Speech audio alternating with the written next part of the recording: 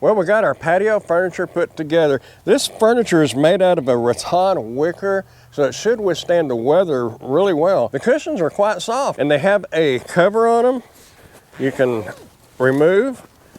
Take this out, and these are washable. One of the cool things about this patio furniture is extremely versatile on how you set it up. You can set it up as a sectional, or you can set it up as a couch or a love seat with 4 separate chairs. They go together with these clips. You just clip them together on the bottom side, and that will keep them from separating. I'll show you real quick how else you can set this up.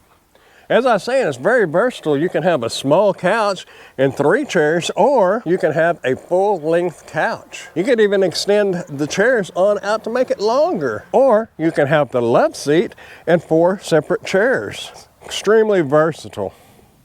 It does have a metal frame underneath it to give it extra support. This patio furniture is ideal for your backyard events and get-togethers because you can seat plenty of people. You might put this around the swimming pool, wherever you want to put it. Like I said, extremely versatile, washable, durable, long-lasting.